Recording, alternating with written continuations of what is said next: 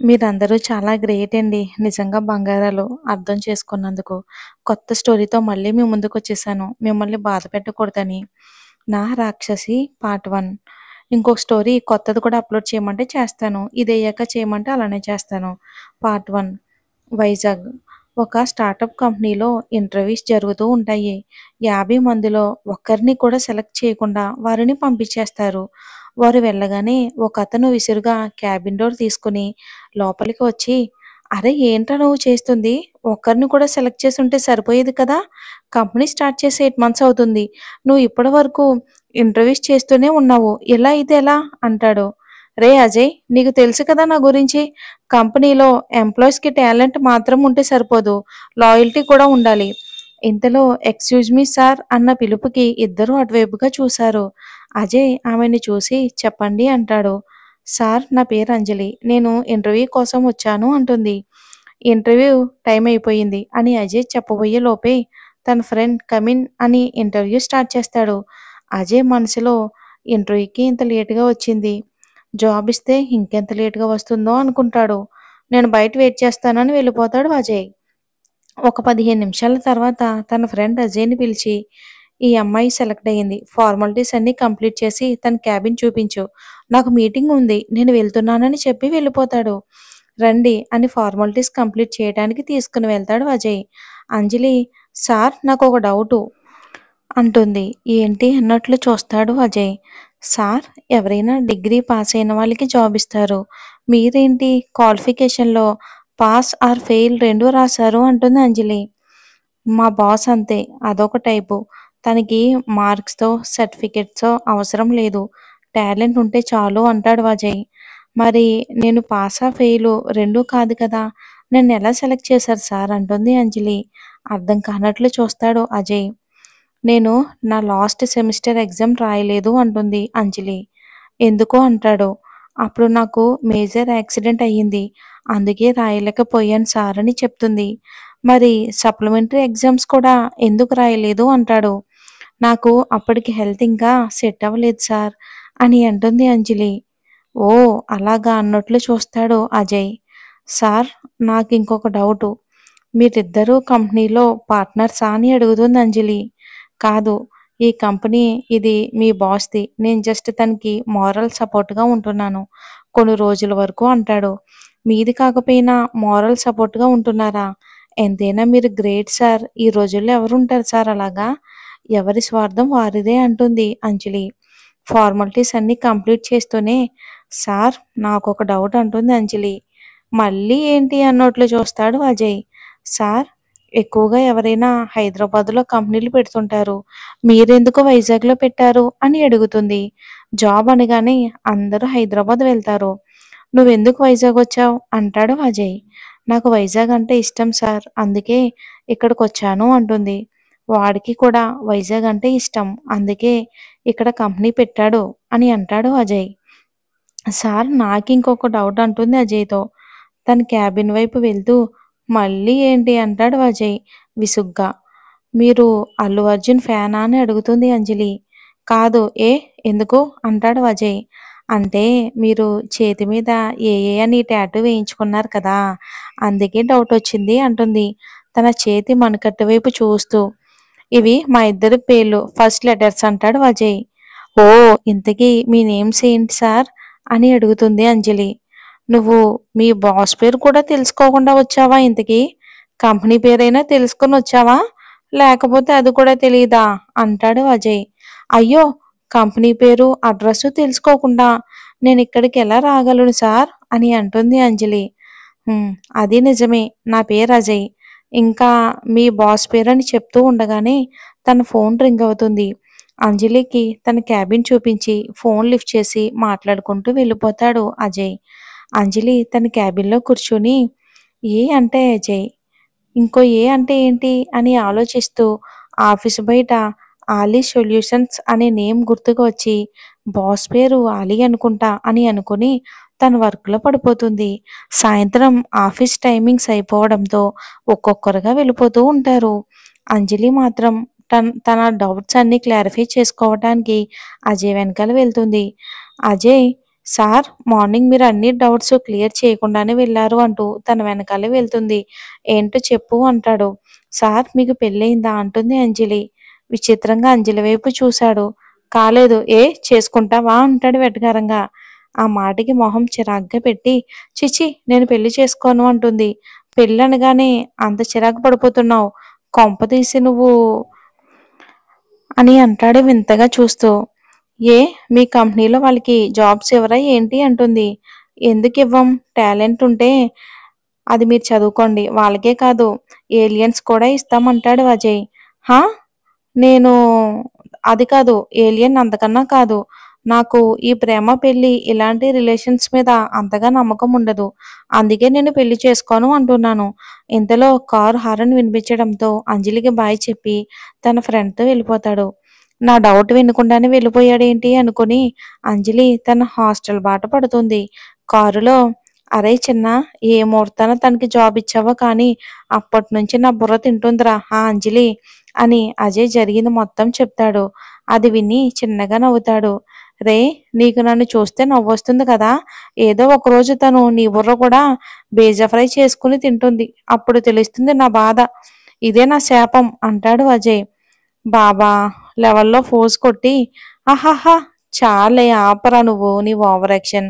ఇల్లొచ్చింది వెళ్ళు అని అజయ్‌ని దించేసి ఇంటికి వెళ్తాడు చిన్న. ఇంటికి వెళ్ళి సోఫాలో కూర్చుని తల పట్టుకుంటాడు చిన్న. ఏంటి చిన్న వర్క్ ఎక్కువైందా అని ప్రేమగా తల నిమురుతూ అడుగుతారు చిన్న వాళ్ళమ్మ మధుమతి గారు. అది వర్క్ ఎక్కువ అవడం వల్ల వచ్చిందా లేక ఇంకా ఏదైనా ఎక్కువ అవడం వల్ల వచ్చిందో ముందు అడుగు అమ్మా అంటూ లోపలికి వస్తాడు చిన్న వాళ్ళ అన్నయ్య వరుణ్. అన్నయ్య నేనేమీ ముట్టుకోను కదా వారం రోజులు అవుతుంది తాగి అంటూ చిరుకోపంగా చెప్తాడు చిన్న. అమ్మా కాఫీ అనేలోపు వాళ్ళ ముందు 3 కాఫీలు ప్రత్యక్షమవుతాయి. థాంక్స్ వదినా అంటూ చిన్న కాఫీ అందుకుంటాడు. మిగతా 2 వరుణ్, మధుమతి గారు తీసుకోగానే ఖాళీ ట్రే తీసుకుని చిన్న తల మీద ఒకటిస్తుంది. వాళ్ళ వదిన మహా. అబ్బా! అని తల రుద్దుకుంటూ మహా వైపు చూస్తాడు. ఇంకొకసారి సారీ, థాంక్స్ అంటూ నన్ను పరాయిదాన్ని చేశావనుకో అట్లా కాడితో నాలుక మీద వాత పెడతాను జాగ్రత్త అని చెప్పి కిచెన్‌లోకి వెళ్ళిపోతుంది మహా. అది చూసి వరుణ్, మధుమతి గారు ఇద్దరూ నవ్వుకుంటారు. చిన్న వాళ్ళిద్దరిని చూసి ఉడుక్కుంటూ కాఫీ తాగి ఫ్రెష్ అవ్వడానికి తన రూమ్‌కి వెళ్తాడు. ఇంక మనం అంజలి దగ్గరకొచ్చేద్దాం. హాస్టల్‌కి వెళ్ళిన అంజలి ఇంటికి ఫోన్ చేసి తనకి జాబ్ వచ్చిన విషయం చెప్పి, ఇంట్లో వాళ్ళతో కాసేపు కబుర్లు చెప్పి ఫ్రెష్ అవ్వడానికి వెళ్తుంది. నెక్స్ట్ డే ఆఫీస్‌లో అంజలి వచ్చి తన సిస్టమ్ దగ్గర కూర్చొని హాయ్ అని వెనక నుంచి ఒక సౌండ్ వినిపించేసరికి వెనక్కి తిరిగి చూస్తుంది. ఐ యామ్ భాను అని నవ్వుతూ పలకరించి షేక్ హ్యాండ్ ఇస్తుంది భాను. అంజలి కూడా నవ్వుతూ షేక్ హ్యాండ్ ఇచ్చి తన్ని పరిచయం చేసుకుంటుంది. వీళ్ళు మాట్లాడుకుంటూ ఉండగానే అజయ్ ఆఫీస్‌కి వస్తాడు. ఎలాగైనా ఈరోజు అంజలి భార్య నుంచి తప్పించుకోవాలని అంజలికి కనిపించకుండా చిన్న క్యాబిన్‌లోకి వెళ్ళిపోతాడు. చిన్న అజయ్‌ని చూసి ఏంట్రా దొంగలా దాక్కుని అలా వస్తున్నావు అంటాడు. ఆ మాటకి అజయ్ ఏడుపు మొహం పెట్టుకుని ఆ అంజలి భార్య నుండి తప్పించుకోవడానికే రా నా ప్రయత్నాలన్నీ అంటాడు. అజయ్ ఫేస్ చూసి చిన్నగా నవ్వుకుని సరే పద ఇక అందరినీ టీమ్స్‌గా డివైడ్ చేసి వర్క్ అలాట్ చేద్దామని అజయ్‌ని తీసుకుని బయటికి వస్తాడు చిన్న. ఒక్కొక్క టీమ్‌లో 6 మెంబర్స్ ఉండేలా చూసుకొని టీమ్స్ అన్నీ డివైడ్ చేసి వాళ్ళకి వర్క్ ఎలా చేయాలి, ఏమైనా డౌట్స్ ఉంటే అడగమని చెప్పి అజయ్‌తో పాటు కలిసి తన క్యాబిన్‌కి వెళ్ళిపోతాడు చిన్న. అంజలి ఉండే టీంకి భాను టీమ్ లీడ్‌గా ఉంటుంది. ఎవరి సిస్టమ్ ముందు వాళ్ళు కూర్చుని వర్క్‌లో అలానే మునిగిపోతారు. ఇక లంచ్ టైమ్ అవుతూ ఉండగా ఒక్కొక్కరు లంచ్ చేయడానికి వెళ్తారు. భాను పిలిచినా అంజలి వినిపించుకోకుండా వర్క్‌లోనే మునిగిపోతుంది. భాను కూడా లంచ్ చేయడానికి వెళ్ళిపోతుంది. అంజలి అసలు టైం అనేదే చూసుకోకుండా వర్క్ చేస్తూనే ఉంటుంది. అజయ్ తన్ని గమనించి అక్కడికి వస్తాడు. సిస్టంలో తలదూర్చిన అంజలిని పిలుస్తాడు అజయ్. తను పలకకపోవడంతో పక్కనే ఉన్న ఫైల్ తీసుకుని అంజలి తలపై ఒక్కటి వేస్తాడు. అంజలి తల తిప్పి ఎందుకు కొట్టాడో అర్థం కాక అలానే చూస్తుంటుంది. మేడం అంజలి గారు, మీ బాస్ పని రాక్షసుడే కానీ ఎంప్లాయీస్ కడుపు మార్చి మరీ పని చేయించుకునేంత రాక్షసుడు కాదు. వెళ్ళి లంచ్ చెయ్యండి అంటాడు అజయ్. అప్పుడే లంచ్ టైం అయిపోయిందా? అని టైం చూసుకుని అజయ్ వైపు చూసి ఇహిహి అని ఒక వెర్రినవ్వి నవ్వి సారీ సార్ చూసుకోలేదు అంటుంది. నిన్న పిచ్చి డౌట్స్ అడుగుతూ ఉంటే తింగరబుచ్చి అనుకున్నాను. పర్లేదు వర్క్‌లో బాగానే డెడికేషన్ ఉంది అని అనుకుంటాడు. అంటే ఏంటి నేను మీకు తింగరదానిలా కనిపిస్తున్నానా? అని అడుగుతుంది అంజలి కోపంగా. అజయ్ మనసులో నేను లోపల అనుకుంటే తనకెలా వినిపించింది అని అనుకుంటూ ఉంటాడు అజయ్. తన ఆలోచన అర్థమైన దానిలా మీరు మనసులో అనుకోలేదు, పైకే అన్నారు అంటుంది కోపంగా. అజయ్ కూడా ఒక వెర్రి నవ్వు నవ్వి సారీ లంచ్ టైం అయిపోతుంది వెళ్ళు అని చెప్పి వెనక్కి తిరుగుతాడు తప్పించుకోవటానికి అన్నట్లు. అజయ్ సార్ నిన్న మీరు నా డౌట్ వినకుండానే వెళ్ళిపోయారు అంటుంది అంజలి వెంటనే. అజయ్ ఉఫ్ దొరకకుండా ఉండాలి అనుకుంటానే నా అంతట నేనే వచ్చి దొరికిపోయాను అని అనుకుంటూ వెనక్కి తిరుగుతాడు. అంజలిని చూసి ఒక నిట్టూర్పు విడిచి ఏంటో ఏడువు అంటాడు ఏడుపు మొహం వేసుకుని అజయ్. నన్ను ఏడవమని మీరు ఏడుస్తున్నారేంటి సార్ అంటుంది. ఇహిహి అని నవ్వి ఏంటో అడుగు అంటాడు. మీకు పెళ్ళయ్యాక మీ వైఫ్ మీ ఫ్రెండ్షిప్ చూసి జెలస్ ఫీల్ అయ్యి మీ టాటూ తీసేయమని చెప్తే అప్పుడేం చేస్తారు అని అడుగుతుంది అంజలి. అజయ్ మనసులో వామ్మో నిన్న నా బుర్ర తినేసింది, ఈవేళ నా చేతికి ఎసరు పెట్టింది అనుకుని పైకి ఒక వింత ఎక్స్ప్రెషన్స్ పెట్టి నన్ను నాతో పాటు ఈ టాటూని యాక్సెప్ట్ చేసే అమ్మాయిని చూసుకుని మరీ చేసుకుంటాను. సరేనా? నువ్వెళ్ళి లంచ్ తిను అని పైకి చెప్పి నా బుర్ర తినకుండా ఉంటే చాలు అని మనసులో అనుకున్నాడు అజయ్. సరే సార్ అని అంజలి లంచ్‌కి వెళ్ళిపోతుంది. రాక్షసి తెలియకుండానే ఒక్క రోజులోనే ఫ్రెండ్ అయిపోయింది. వాడికి ఇలాంటి అమ్మాయే కరెక్టు. వీళ్ళిద్దరినీ కలిపేస్తే ఎలా ఉంటుంది అని ఆలోచిస్తూ ఉంటాడు అజయ్. ఇటు తినేమో పెళ్ళంటే నమ్మకం లేదు అంటుంది. అటు చూస్తే వాడు అసలు పెళ్ళే చేసుకోను అంటున్నాడు. వీళ్ళిద్దరిని కలపడానికి ఒక జన్మ సరిపోతుందో లేదో అనుకుని చిన్న దగ్గరికి వెళ్తాడు. అలా రోజులు గడుస్తూ ఉన్నాయి. అజయ్ తన ఫ్రెండ్‌ని అంజలిని కలపడానికి తెగ ప్రయత్నం చేస్తూ విఫలమవుతూ ఉంటాడు. అంజలి, భాను మంచి ఫ్రెండ్స్ అవుతారు. ఒకరోజు అంజలి క్యాంటీన్‌లో కూర్చుని ఉండగా అజయ్ వచ్చి ఏంటి ఒక్కదానివే ఉన్నావు? నీ ఫ్రెండ్ భాను రాలేదా అని అడుగుతాడు. ఇవాళ భాను పెళ్లి చూపులు అందుకే లీవ్ తీసుకుంది అని చెప్తుంది అంజలి. అజయ్ కంగారుగా ఏంటి భాను పెళ్ళా అంటాడు. అంజలి పెళ్లి కాదు పెళ్లి చూపులు అంటుంది. ఆ చూపులు సెట్ అయితే పెళ్ళే కదా అంటాడు అజయ్ తన కంగారుని అణచుకుంటూ. అంజలి అవునని చెప్పి వర్క్ చేసుకోవటానికి వెళ్ళిపోతుంది. అజయ్ ఇక ఆఫీసులో ఉండలేక ఇంటికి వెళ్ళిపోతాడు. తర్వాత రోజు అజయ్ ఆఫీస్‌కి వచ్చి భాను కోసం వెతుకుతూ ఉంటాడు. కానీ భాను ఆ రోజు కూడా లీవ్‌లో ఉంటుంది. అజయ్‌కి టెన్షన్‌తో ఆ రోజు కూడా మైండ్ పనిచేయదు. వర్క్ మీద అస్సలు కాన్సంట్రేషన్ చేయలేకపోయాడు. నెక్స్ట్ డే భానుని పిలిచి తనని డైరెక్ట్‌గా ఎలా అడగాలో అర్థం కాక ప్రాజెక్ట్ గురించి అన్నట్లుగా మాట్లాడుతూ క్యాజువల్‌గా అడిగినట్లు 2 డేస్ ఎందుకు లీవ్ పెట్టిందో అడుగుతాడు. జ్వరం వలన లీవ్ తీసుకున్నానని చెప్పి తన వర్క్‌లో పడుతుంది భాను. భానుకి హెల్త్ బాగోకపోతే అంజలి అలా ఎందుకు చెప్పిందో అర్థం కాక ఆలోచిస్తూ అంజలి వైపు చూస్తాడు. అంజలి అజయ్‌ని చూస్తూ ముసిముసిగా నవ్వుకుంటుంది. బ్రేక్ టైంలో అజయ్ అంజలి దగ్గరకు వచ్చి ఎందుకు అలా చెప్పావు?